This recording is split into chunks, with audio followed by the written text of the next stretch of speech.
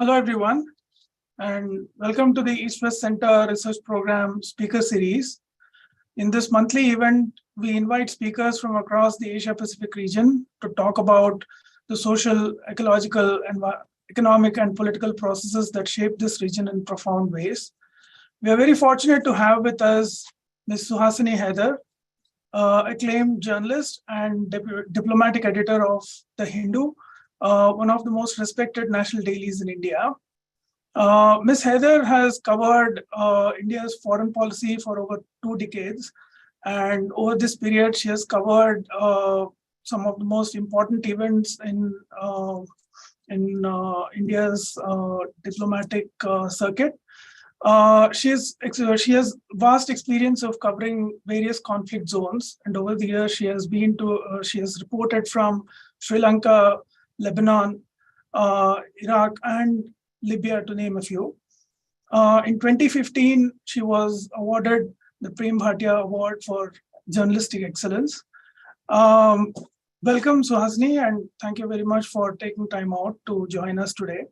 A word of appreciation to all the audience, all the members in the audience for taking the time out and joining us for this event.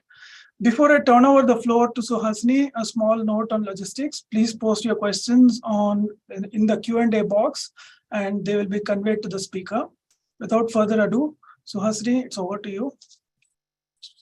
Thanks so much, Sandeep, and thank you to the East-West Center.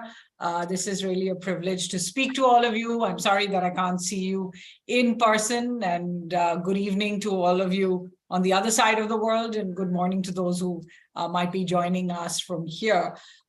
So I was asked to sort of grapple with the question of what is India's foreign policy? What kind of animal really is Indian foreign policy today, which honestly has its own kind of rhythm, its own kind of justifications, but it is confusing to everyone. So I'm going to start by confusing you further with some mixed metaphors, many of them which have been used really as cliches about India's foreign policy. So in many ways today, India is referred to as in a sweet spot. It runs and it chews gum at the same time. It paddles successfully with its feet in 2 boats, as I said in the introduction.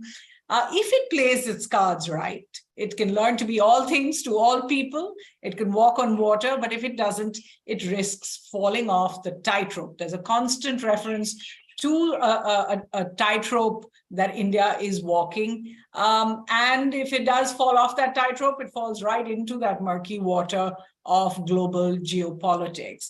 Why do I say all of this? And all of these cliches that I just referred to actually have been used in the last 2 years in particular, in the days that followed Russia's invasion of Ukraine. And there was, while everyone was looking at the war in Ukraine and what the reaction should be, the Western sanctions against it, there was also a huge focus on what is India doing. So within a span of a month, I think between the end of February and the end of March, April, we saw global leaders, more than I think 12 foreign ministers, national security advisors, other senior officials, all coming through Delhi, holding virtual meetings with Prime Minister Modi and with other officials. Many of them, of course, belonged to the US and the European countries, as well as their alliance partners, especially in the sanctions.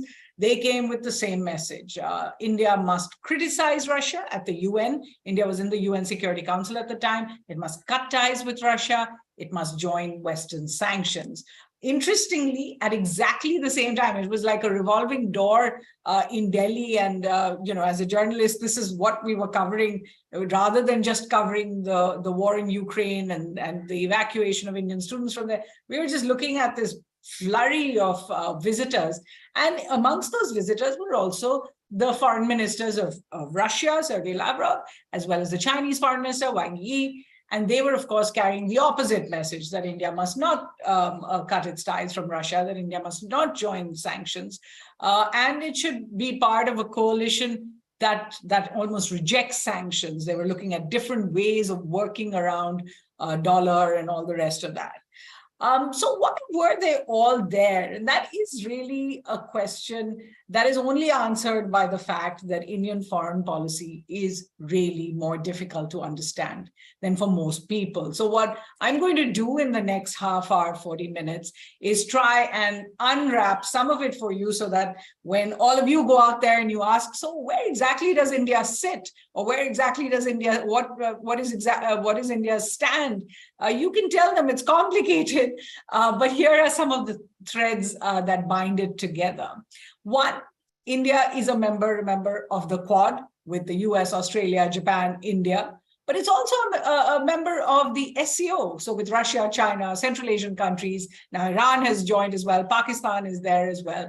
So, you know, there is that first contradiction in what people see of India. The second thing many see is that economically, India is part of a grouping like the BRICS, Brazil, Russia, India, China, South Africa, which really came as a grouping of emerging economies at a time the G7 was all powerful, the G20 was just getting started, and there was this concept of the BRICS. It's going to be held in South Africa next month, and Prime Minister Modi is going to be there. President Xi Jinping is expected to be there. Putin has said he'll join virtually. But that's for other reasons. It's because South Africa is part of the ICC and he could face arrest or put his hosts in an embarrassing position. So India is part of the BRICS, which is expected to discuss, amongst other things, alternative payment mechanisms to the dollar. And it's part of the BRICS Bank, the New Development Bank, the NDB. It's part of the Asian Investment and Infrastructure Bank, the AIIB. But it is also part of all the US constructs in the region, one including the Indo-Pacific Economic Forum that President Biden launched last year. At the same time, it's doing this, but it is not part of China's Belt and Road Initiative. And it walked out, after 8 years of negotiation, it walked out of the Regional Comprehensive Economic Partnership as well, which includes most of Asia, Australia, New Zealand, and all of those countries. Okay, so that's the second contradiction, or so it seems. The third, it participates with Israel and UAE and Saudi in two separate quadrilaterals. There's the I2U2, and there's a new one with Saudi Arabia. But it also participates in connectivity and other initiatives with Iran. One is the International North-South Transport Corridor. The other is India's own initiative through a port in Iran called Chabahar. So it's working on this side, it's working on that side. Of course, there's a truce for the moment between between Iran and Saudi Arabia, but India has worked both sides of that fence. Then militarily, it holds Malabar exercises in the Indo-Pacific with Quad partners. But at the same time, it takes part in military exercises. For example, the Vostok exercises held last year after the Russian invasion of Ukraine included China as well, and it included the Indian military. It's also part of the SCO's regional anti-terror structure with China, Russia, and Pakistan. Even though, of course, India does complain the most about cross-border terror from Pakistan. Next, you come to defense procurement. And of course, India's fastest growing defense partnership is with the US, but its military dependence is still on Russia. About half its hardware, about 70% of the military spares, most of its tech transfer technology all comes from Moscow. In the future, though, here's again some confusion for you, because in a globally polarized world, particularly on the subject of defense and defense platforms, here's India. It plans to buy planes from France, air defense systems from Russia, submarines from Germany, perhaps, high-tech jet engines from the United States. And of course, there was that Prime Minister Modi visit to Washington very recently that announced so much more in terms of the high-tech partnership. Next, on climate change, and you can see where I'm going with this. India has its biggest deals on energy transition with Europe, US, France, Germany, and Japan in particular. But it stands with the G77, developing countries, also what are called basic countries, Brazil, South Africa, India, and China in particular, when negotiating on global warming commitments. So it's on both sides of the fence there as well. If that's confusing for those who've been following India's relationship with China over the last few years, it has actually for the past 3 years, since a standoff at the border between India and China. It has zero high-level political bilateral relations on anything but fixing the border situation. Officials here will say it cannot be business as usual with China. But when it comes to actual business, there is nothing in terms of what India is doing with China, nothing else. Last year, for example, India and China trade touched $136 billion. The trade deficit crossed $100 billion. And that's even more than what India does with the US. So you're quite right in asking the question, is India non-aligned, is it unaligned, or simply just all aligned, which is a word I made up last year to describe where India is. So to give you a little bit of history on where all of this idea of non-alignment, some today refer really to it as India's strategic autonomy, comes from. Just to give you a bit of history, at the beginning of India, the Indian Republic, that is, in 1947, we had the first Indian Prime Minister, Jawaharlal Nehru, and even before independence, he addressed the, the Temporary Assembly, and he said, here are the tenets of what India's foreign policy is going to be. And basically, it was three parts. One was an aversion to what he called bloc politics.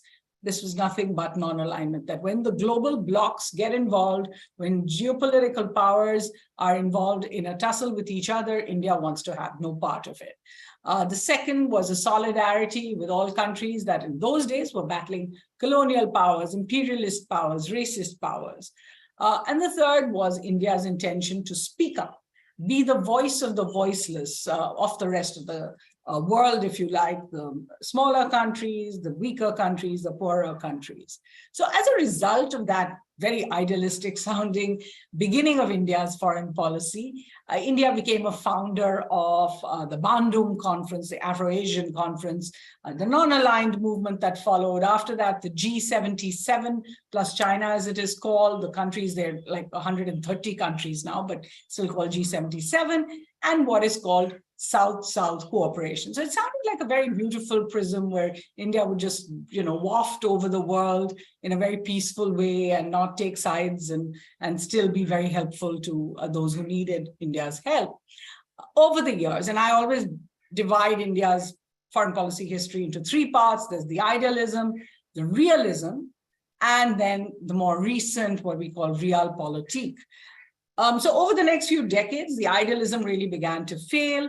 India adopted more realism into its foreign policy as a nuclear power, something it wasn't planning to be at the beginning, a military power, and the war in that created Bangladesh was proof of that. And I'm talking 1971. And now a claimant to the high table of the world. Rather than finding common cause with the global South, India now began to pursue the friendship of big powers. So that went on. India's economic reforms came about in the 1990s. India began to become began to be seen as an economic power in 2010, or I think 2011. India became the third largest economy in the world after US and China. And of course, I have to put over there that's just about the size of the Indian economy. Per capita income, India is much further behind many of the other countries, as you probably know. Now, since 2014, and it's not just me, the government itself likes to divide India's foreign policy into pre-2014, pre-Prime Minister Narendra Modi, and post-Prime Minister Narendra Modi. When more recently, they have spoken about what is really referred to as realpolitik, the use really of strategies that leverage your real powers in the world. So what we've seen since 2014 has been India coming much closer to the United States, signing foundational agreements, contracting for billions of dollars in military hardware, joining the whole Indo-Pacific plan of the United States, of course, in the Quad, but in other ways as well, working together in terms of interoperability, the use of naval bases and so forth. Until 2020, but while India was dealing with the US in this way, between 2014 and 2020, India also made major moves towards China. There were 20, no less than 20 meetings, one-on-one, between Prime Minister Modi and Chinese President Xi Jinping. And it looked like, both leaders were there for a considerable period. Now it seems indefinite how long. But they really did come together in 20 meetings. 2 of those were retreats where they spent 2 days apiece together. They developed something called the India-China +1 strategy, where India and China would actually work in other countries, starting with Afghanistan, on projects together. So that was with China. With Russia, closer one-on-ones again between Putin and Modi. India, of course, made that big contract for the S-400 air defense systems in the face of US sanctions. Nuclear power increase. And then we even saw the biggest such deal in 2018 announced by Prime Minister Modi and President Putin, which was for the Russian oil company Rosneft to buy into an oil refinery, or buy the controlling share of an oil refinery in Western India off Gujarat in a place called Vadinar. And I'll come back to why that also is critical to what is happening in India right now. And if you look at the other big powers, or the P5, as they're called, the UN Security Council powers, with France, there's been the Rafale deal for planes, joint patrols in the Indo-Pacific. It's, of course, a very old strategic partnership, one of India's first from 1998. And it continues to grow. Recent visit by Prime Minister Modi to Paris was a case in point. And of course, with the UK as well, there's that old relationship, the Commonwealth relationship. India has pushed in the last few years into building a better trade relationship. They're on the brink of a free trade agreement between the two countries. And of course, what's happening much more in the UK is a projection of India's diaspora power. Prime Minister Modi, I think in 2015 or 16, was there at Wembley Stadium addressing a massive gathering of the Indian diaspora in the UK, and now does help to have the Prime Minister of the UK as a member of the diaspora as well. So these were with the P5 powers, and India added into it its own pitch for a seat at the high table. So for UN Security Council reforms and a membership for India, a membership at all the nuclear high table as well, the Nuclear Suppliers Group, which it hasn't yet been able to get. And it pushed for much more soft power around the world. So if in the last few years you've heard much more about Indian food, about yoga, about these diaspora events, that's because there's been a decided push towards projecting India's soft power around the world. So what happened? What happened to that pitch for the global powers at the cost of what I had said in the early parts of India's foreign policy were really a pitch to the global south? I think in the last few years, and I'm really coming to the crux of what has changed, 3 issues have clearly, or 3 developments have clearly posed a challenge to India's push at the high table, and actually was pushed backwards to a return to its non-aligned strategic autonomy roots, if you like.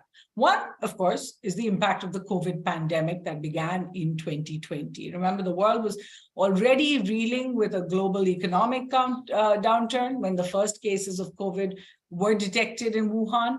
And apart from the humanitarian tragedy, nearly, I think, 7 million lives lost, it is really the economic toll that continued to cause suffering in every part of the world. But for India, even India's neighbors, that really export services, particularly labor worldwide, the global shutdowns meant a hit on revenues, on remittances, on employment for its citizens.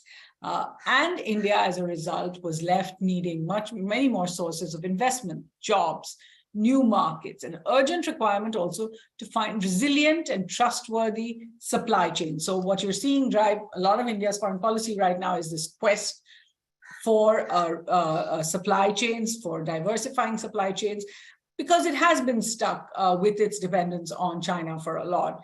India, of course, has made its name as the global pharmacy, and during COVID shipped medicines around the world.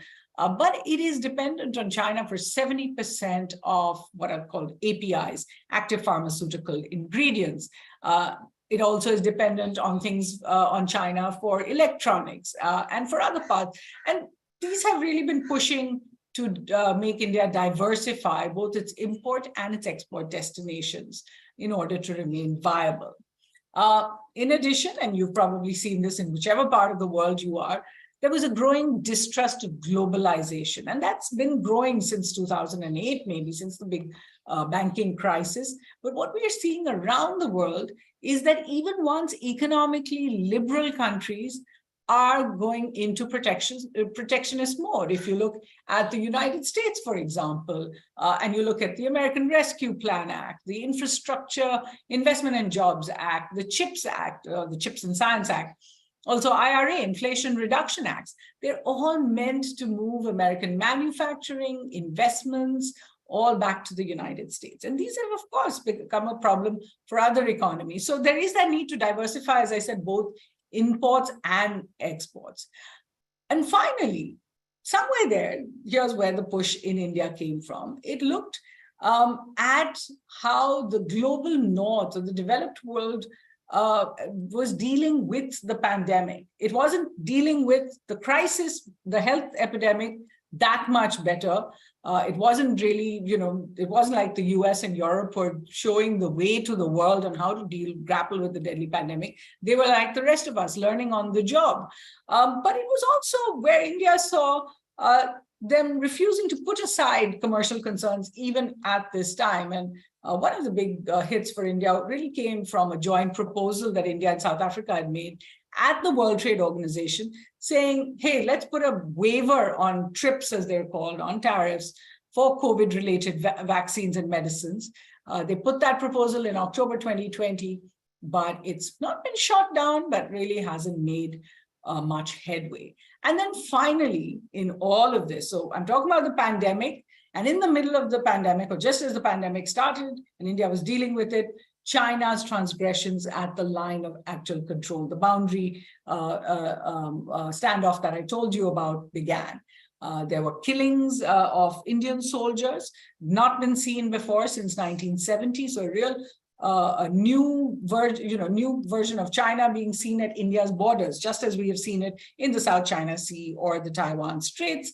And that has really continued since April 2020, as I said.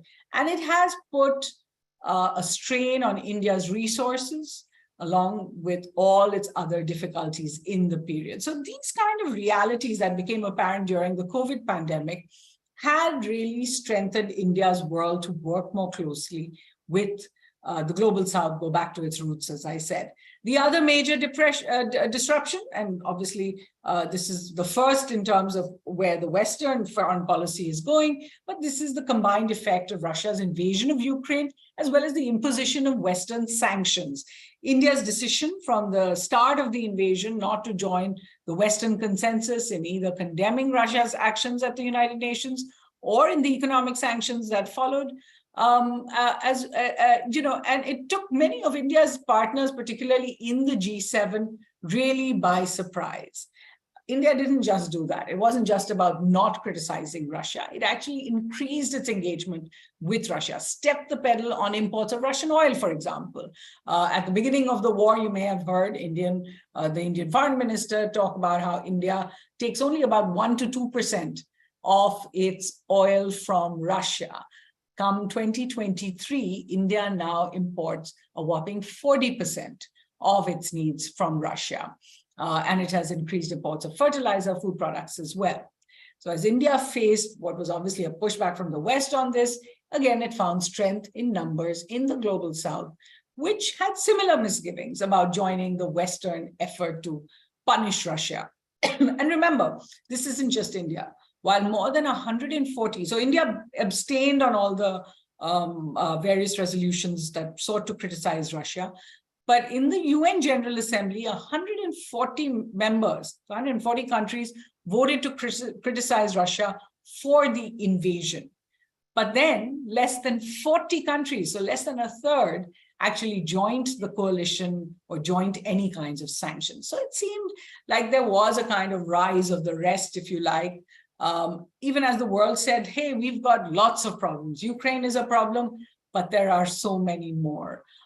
Meanwhile, Russia's actions, its closer embrace of China, the unavoidable issues of the Ukraine war waging on, have made India a little more circumspect about its ties with Moscow in all this. But the bottom line remains that by not taking sides between global power blocs, positioning itself, quote unquote, on the side of dialogue and diplomacy, India has really made a case for the revival of some of its early non-aligned tenets, and particularly strategic autonomy, finding common cause, as I said, with the global South.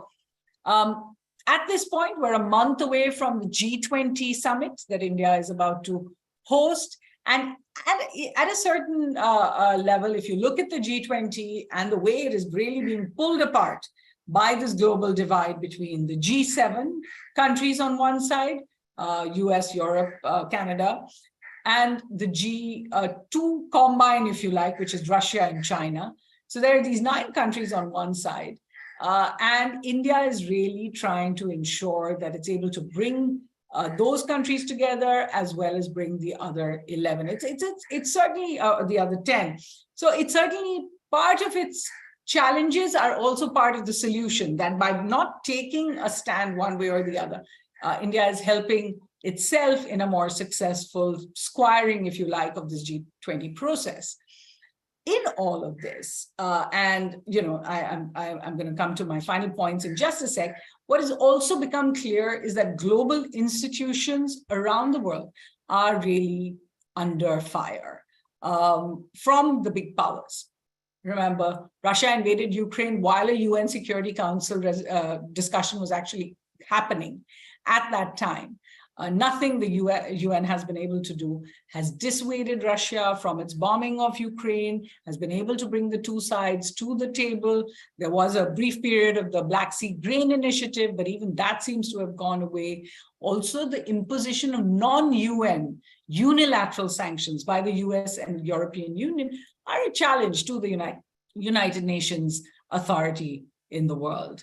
The WHO, of course, as we said earlier, has not really come through when it comes to the COVID pandemic, particularly not being able to even ensure a proper investigation to the origins of the COVID-19 pandemic, not been able to get China to say what it withheld in terms of information that could have prevented the spread of COVID at the beginning as well. It's not just China, the US. We saw under President Donald Trump, the US walking out of UN institutions, UNESCO, HRC, out of multilateral commitments like the Paris Agreement on climate change, out of the JCPOA nuclear agreement with Iran that the UN had endorsed. So the UN and global institutions begin to look extremely weak. At the same time, India's continuing push to have that seat at the UN Security Council, or at least have some UN Security Council reform, doesn't seem to have gone very far. So it does seem as if the high table has not made that much space for India yet, which has been disappointing. And India is now at this position, as I said, which is a sweet spot, but it could mean that it risks falling off the tightrope it's on. So I'm back to my cliches. I want to come at this point to what are the 5 trends you should watch out for in the future when it comes to India, India's foreign policy, and how developments in India will affect all of you around the world. The first is, of course, as I said, there's the G20 next month, and India's position as a balancing power is really now going to come to be tested. No G20 meeting has been completed without a leader's declaration, bringing together the whole world on a common consensus. And G20 basically deals with economic issues. And yet India is at the brink of what could happen when there is no leader's declaration possible. So far, no Indian G20 ministerial meeting has actually been able to come up with a joint statement. So the question is, will Prime Minister Modi be able to be that balancing power and bring all the leaders together when the summit is held in Delhi? That's September 9th and 10th. The second thing to watch out for is India's regional outreach.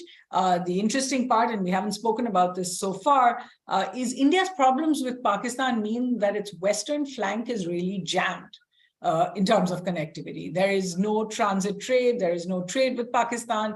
There's no transit trade to Afghanistan and Central Asia. So India has to look for other alternatives in terms of its westward trading patterns. But on the east, it has opened up, and it's also opened up inside the Indian the South Asian subcontinent, if you like, with connectivity with Nepal, Bhutan, Bangladesh, Sri Lanka. Now we're looking at energy grids that would bring them all together. It seemed like a pipe dream a few years ago. It's coming closer to reality. Also roadways, railways, as well as making cross-border trade much easier. Those are the plans that are in way. And of course, everything in the Indian subcontinent moves a little slowly, but it is getting there. The third, and I've already spoken about this, is India's newfound interest in the global south. How far is that going to go? Earlier this year, Prime Minister Modi held a conference of 120 countries virtually called the Voice of the Global South. So that's what it was about. And the question is, beyond the G20, beyond India's duties and responsibilities when it comes to this global consensus, will India continue its pitch to the global south? That's certainly going to be interesting. Also, the fact is that in the past, there were what was called the a la carte option. India could choose a certain kind of relationship with one country and choose a different kind of relationship with its rival. We're moving much more in the world as you see the US and its allies take on Russia and China. You know, the idea that both Russia and China are now threats to the US is actually going to lead to further global polarization. And the question is, where is India going to stand? We know where India stands geographically. And sometimes many will say, it's a Napoleon saying actually that, show me a country's geography, I'll tell you about its history and its foreign policy. And the fact is that India's positioning in this world is, you know, you've seen in the Indo-Pacific, India is able to deal with the entire world, but to its north, to its territorial boundaries, India's biggest challenges lie to its north and its west, China and Pakistan. After that, every country is part of a very different construct from the Western alliances. So there's, you know, Iran, there's Afghanistan, there's Central Asia, and they go all the way up to Russia. So if you are looking at India's northern boundaries, you would say India is situated in a very different place from if you were to look at India's southern and maritime boundaries as well. And a lot in the next few years will depend on how India plays this particular part of its geography towards its future. And the fifth point, and this is where I really will end, is looking at India's democratic future. Why do I say this? There are elections next year. But the elections that will come up in 2024 come at a time when India has had 10 years, and I've described the foreign policy for you, but the domestic policy has been one heading towards populism. This is a populism seen in many parts of the world, but you're seeing it in India, where democracy tends to get reduced to something called, you know, majority rules. If you win in a democracy, it doesn't matter what you do after that. So we have seen in a lot of populist democracies in the last few years. We've also seen some of the similar tendencies, a very nationalistic, hyper-nationalistic policy, foreign policy, as well as a much more majoritarian policy inside the country, actions on non-government NGOs, as they're called, actions against the media, a clampdown on media freedoms, actions against minorities that are seen as opposing the majoritarian forces in the country. And I think this is going to be one of the critical areas of foreign policy as well. Because for the world, in all of this, and I've spoken at some length about India's 75 years of India's history, India has been seen as a sort of beacon. It has been seen as a very unusual singular power that has this huge population. It's now the most populous country in the world, 1.4 billion. But it remains a country of great diversity. So you have this massive population, but it has within it all the world's religions, ethnicities. It has so many different languages. It has so many different cultures. So it has been seen always as a sort of inclusive, pluralistic democracy. And that's what has really set India apart. My sense is if India fails to be any one of those, pluralistic, inclusive, or a democracy, there will be a very different reaction from the world, and as a result, a very different Indian foreign policy you will see in the next few years as well. So I think I'm kind of running out of time, so I'm going to stop over here and hope that you have some questions about some of what I've said, as well as what you see happening in the future. Sandeep? Thank you. Thanks for that wonderful talk. We have a lot of questions, actually. I'll start with one that, one of the questions is, how does Biden's emphasis on shared values affect US-India relationships? And does this increase the desire of Indians to get closer to the US, or do they kind of resent this pressure? Well, it's very interesting because you're quite right that President Biden, sort of almost a contrast to his predecessor, has really made a point of saying America stands for democracy. Now, I don't want to get into, because that's the subject of a completely different lecture at some point, about whether the US actually walks its talk and deals with every country's democracy the same way. But what we do know is that the US has a higher standard when it comes to India. And I think everyone around the world has a higher standard when they look at India, because they see India as a democracy and they want to see India succeed as a democracy, because in India's success, there is a success of democracies worldwide. How does India deal with the kind of pressure they see from the US? I think to begin with, obviously, there is a lot of criticism. I mean, we've seen a very muscular foreign policy in the sense the Ministry of External Affairs seldom responds in this way in the last few decades of the kind we've seen. A few years ago, I remember really being shocked when the Ministry of External Affairs issued statements against Rihanna, a pop singer most in India would not know the existence of, and even little Greta Thunberg. I don't mean little, I just mean young in age, when they had criticisms about the way India was dealing with protests. There's a much more reactive kind of response from the government, and as a result, there is a much more reactive response from its supporters.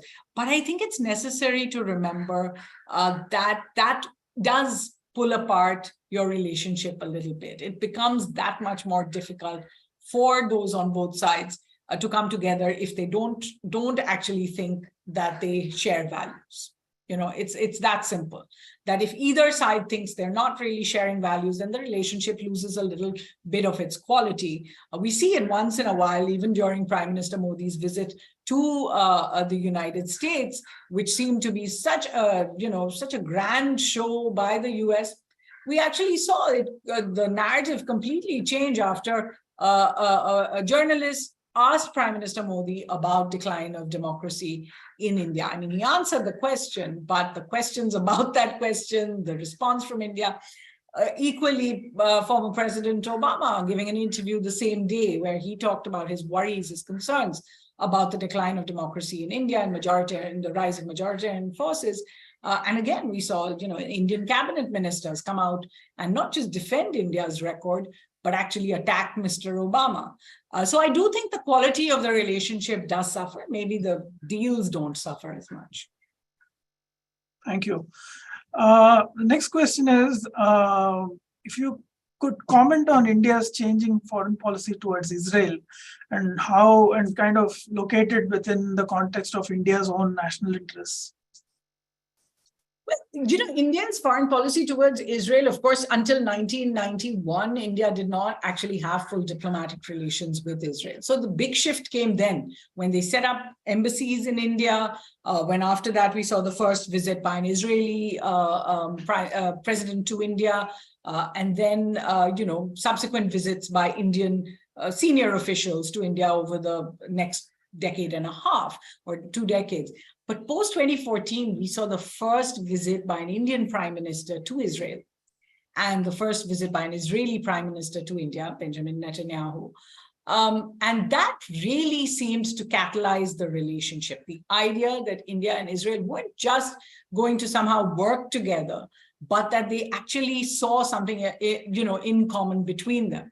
Both of them are countries that have actually, under these two leaders, seen democracy in decline. I remember once Benjamin Netanyahu saying very clearly that if Israel were to look east, and India were to look west, the first democracies they would see would be each other over the global map. But even in these two countries, the last, I think, decade has really seen a shift in those positions. When it comes to India-Israel ties, there's a very basic relationship where India has, from the 1940s, supported the cause of the Jewish people. But it has also been a big supporter of the Palestinian cause. In the last few years, we've seen the support for the Palestinian cause wane a bit. There have been United Nations resolutions where India has not necessarily sided with the Palestinian side on it. But we're also seeing a real increase in defense deals. We've seen an increase in technology deals, renewable deals. Agriculture is a big pulling factor for the two countries. And then, of course, what I referred to is this I2U2, working in a quadrilateral format with the US and the UAE as well. So those are all the new areas of cooperation between the two countries.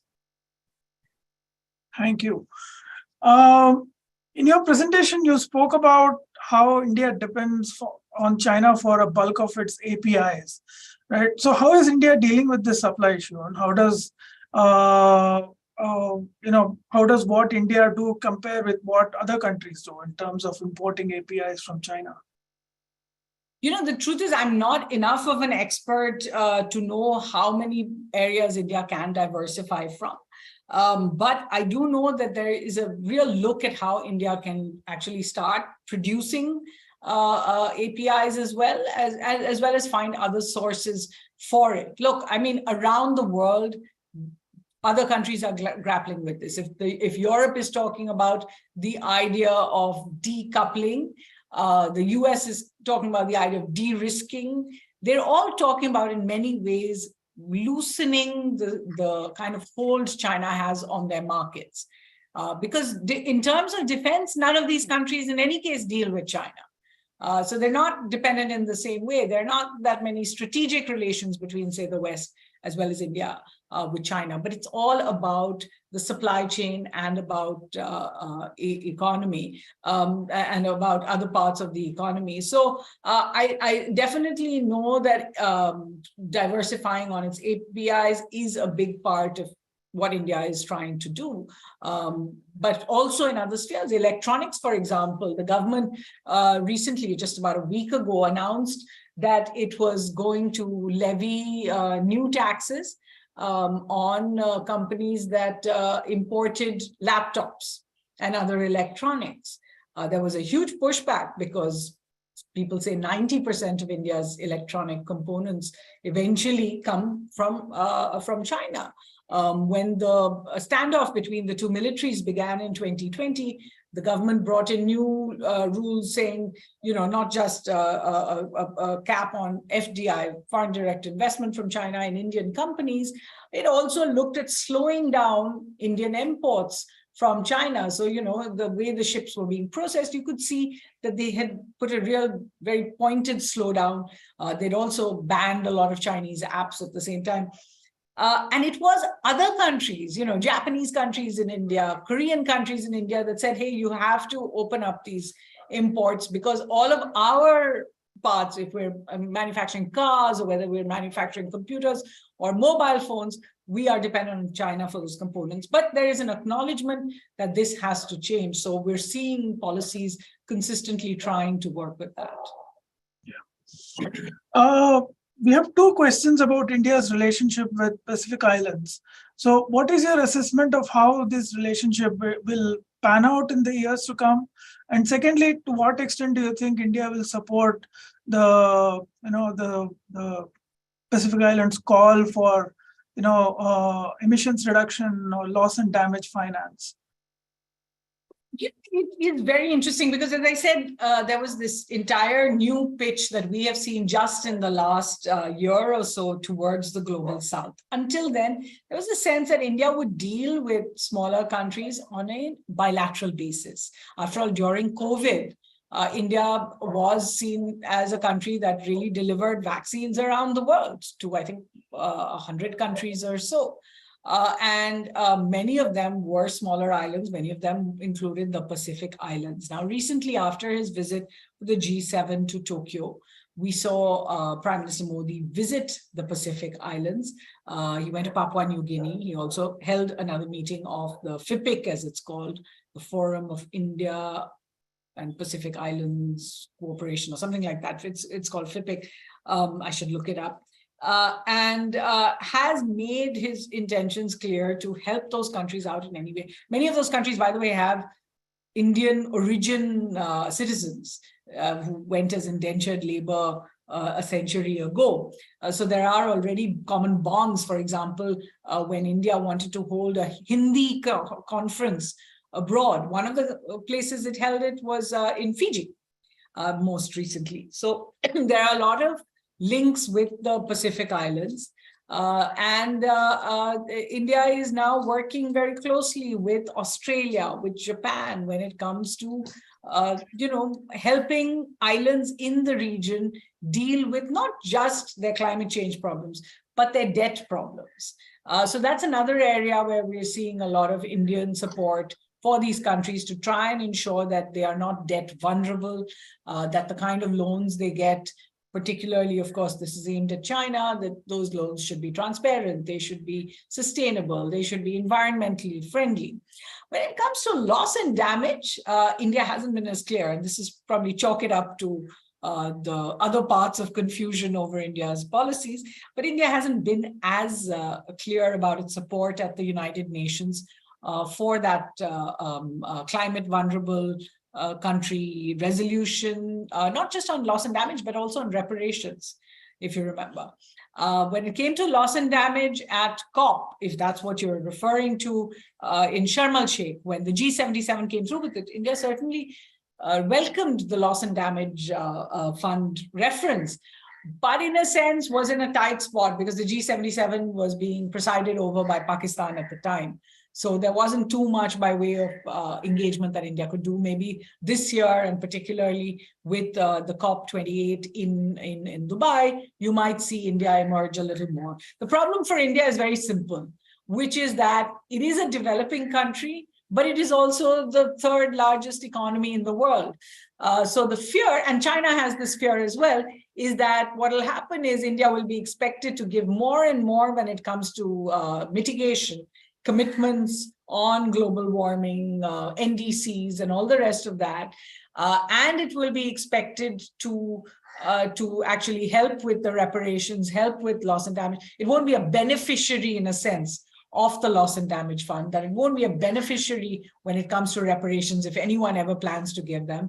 And it might even be counted out, for example, from the commitment for $100 billion a year that developed countries had promised 2020 onwards. So India is waiting to see how the rules are mapped on this. Who will actually benefit, who will actually pay, and whether India actually has something to benefit from it. So it's a very perceptive question from whoever did give that, because we are seeing India trying to navigate its way while showing its support for Pacific Islands, for Indian Ocean region islands as well. Remember, the climate vulnerable states, that grouping is headed by Bangladesh and a Maldivian leader. So India has been working with all of them, but what it wants to do is ensure that it doesn't get cut out as a result of its help to others. Yeah, thanks. That was a very interesting question. The next question is about India's engagement with Myanmar and how this is playing out in the context of relations with China. So it's playing out in many ways because India is one of the few countries that is not being as critical of Myanmar. If you look at even the UN resolutions, India has just chosen to abstain on most of them when it comes to Myanmar and the junta's coup takeover. This is for a number of reasons, but the big one is, of course, China. The idea that if India was to snap its ties with the Myanmar junta, and remember, Myanmar it has one of the largest boundaries with India. It's not just China and Thailand and all the other countries.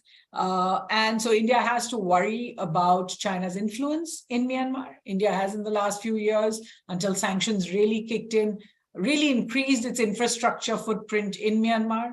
Myanmar is a key part of India's Act East connectivity, its connectivity to the ASEAN countries.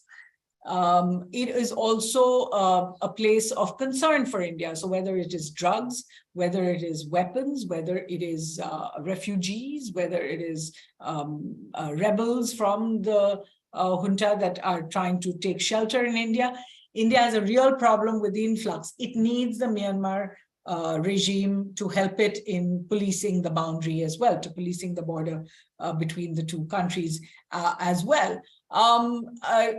Eventually, India has chosen not to take any moral position when it comes to Myanmar.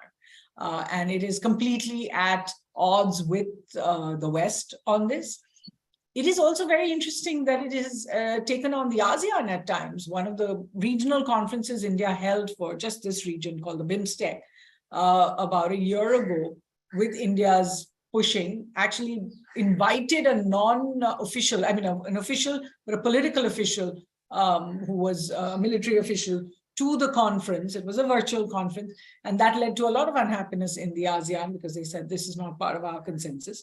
But India has held its line. Just yesterday, we were at a briefing by the External Affairs Minister, and he made it very clear. He said, we need Myanmar for a number of reasons. One of those reasons is our connectivity outreach. But that is one reason why we will continue to engage. So India has consistently sent its officials to Myanmar to meet with the junta. They have not been able to meet with Aung San Suu Kyi. They don't actually meet with too many of the opposition leaders either. And this is, of course, a sharp contrast to the past, when in the, after the 90s, when India actually not only supported the democratic voices inside Myanmar, but gave shelter to them. Aung San Suu Kyi herself studied in India for a period. She consistently had support from India, but all of that seems to be in the past in this new realpolitik world of foreign policy, as I referred to it. India's foreign policy is usually reacting to international politics. Will India be able to reach that stage where its policy can actually influence the international arena, like in the case of NAM? Interesting question. I think India already feels it's doing that. Certainly this government does project that it is influencing policy. But it does come back to India standing as a third force in the world. Not as a global power, but as a voice of the others, the rise of the rest, as I referred to it. So even now, when it talks about the global South in G20, and I think it is influencing action. After all, while all these countries imposed sanctions on Russia, had India joined those sanctions, I have a feeling the West would not have thought twice about secondary sanctions then on those who weren't joining the sanctions against Russia. And I'll give you an example. In the past, actually, India's consistent policy has been to not accept unilateral sanctions. They've never accepted them in India's past. But in the age of realpolitik, we saw India, when it came to Donald Trump, putting new sanctions on Iran and on Venezuela, and sending the very strong message to India to say, please fall in line or else. India actually cancelled all its oil imports from Iran. So while you have this case in Russia where India has stuck to its guns, just 4 years ago, India had cut its entire oil supplies from Iran, and it was a very important supplier of oil to India. So the question is, when India can influence policy, it tends to be on issues that takes along a much larger constituency, right? So when India is part of this global South or part of the non-aligned movement or talks about its strategic autonomy, along with other countries, that's where it seems to be able to exact that influence. That's not where I think the leadership today wants to go. I think the leadership wants India to be able to stand on its own, not be some middle power that is looking for middle power coalitions, or not being a third world power that is looking just to hang with the others, but to really be on the high table in its own right. Thanks. The next question is, how can India learn from the past, such as the Congress of Vienna, when countries like Britain, Prussia, Russia cooperated with each other and created a peace that lasted for a very long, for over 100 years? But I take it that you are now speaking about India learning from its past for its own region. And the fact that despite its great successes on the international stage, India has been unable to make peace with its neighbor or to its west, which is Pakistan. Of course, the big problem from the Indian point of view has been that problem of terrorism, of groups inimical to India, armed groups inimical to India that operate out of Pakistan and sometimes out of friendly areas in Afghanistan in the past as well. And the question is, I mean, I'm amongst those in India, and I think we're a really, really tiny minority who believes that eventually engagement has to follow, that it makes no sense that countries that have so much to learn in common when it comes to the global stage, and I referred to some of it, like the pandemic showed us how it was Indians and Pakistanis who were being hit the most when it came to remittances from the Gulf and from other countries. Why can't India and Pakistan, and of course, I mean, the whole region, the South Asian Association for Regional Cooperation brought in 9 countries, the South Asian SAARC region. Why can it not work together to become a labor cartel for the world? Why can it not come together to become an energy cartel for the world? Instead of competing inside this region, they should be projecting themselves as a bloc to the world. Even when it comes to something like climate change, can you actually fix climate change in India without taking in Pakistan? No, according to a World Bank report, actually airshed management requires India to manage pollution, global warming trends, and all the rest across the airshed of South Asia, from Bhutan on one side to Pakistan on the other. So you are really looking at us putting off the inevitable, according to me. The inevitable is that South Asia has to come together. Every other part of the world now has a regional coalition that is actually stronger than its ties outside of it, at least when it comes to trade. You look at the European Union, you look at the ASEAN and the RCEP that they are now creating. You look at, Mercosur in South America, you look at the African Union, you look at USMCA even.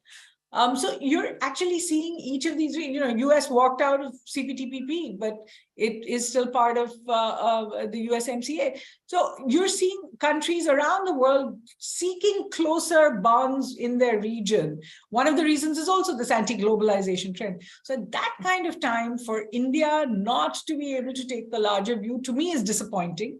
I'm not saying Pakistan is blameless by any stretch of the imagination. In fact, Pakistan really needs to change so much, not just with its ties with India, but internally.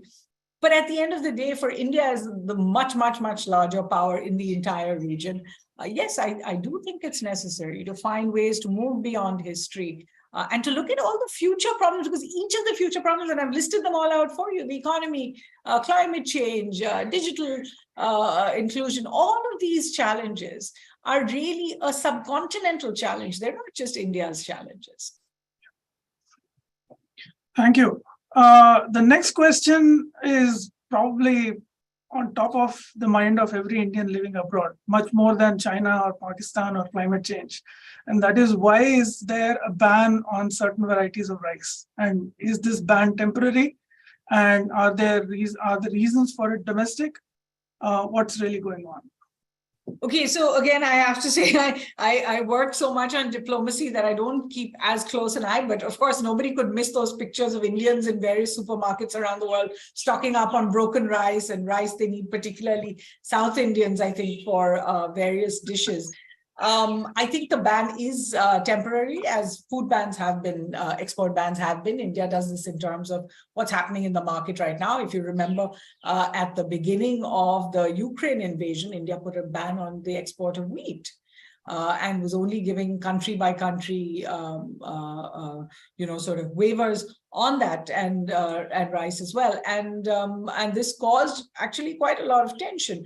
But countries in India's position need to constantly look towards the domestic market. Governments like the ones, populist government particularly, has to watch inflation much more closely, because they cannot afford to lose popularity on the subject of price rises within the country. We're seeing it, right now with tomatoes, for example, as well.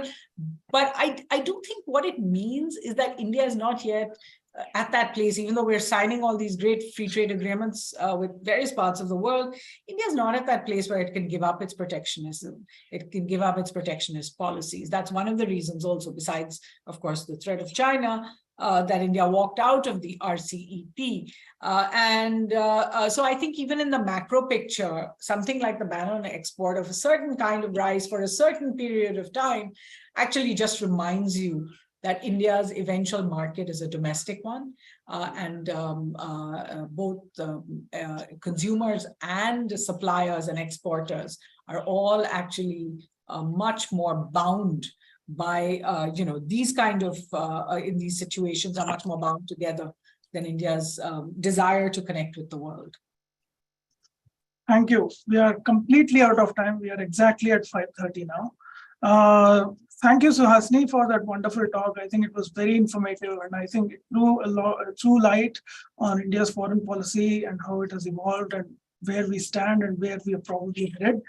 My apologies for missing out on any questions. And I should say, Sandeep, if anyone does have questions and they email them to you, you're most welcome to forward them to me and I'll try and answer them. Sure. So please feel free to share the questions with us. So the next talk is by Victor Cha. It is on collective resilience and countering China's economic coercion. It is kind of related to what we were discussing today. I would like to take the opportunity to thank all the members of the audience for taking the time out and being present at this talk. We really appreciate the fact that you took the time out and came here. Thank you, Suhasini, once again. And I would like to especially thank Denny Jamin for providing support at the back end. With that, thank you very much. Have a very good evening or good day. Bye-bye.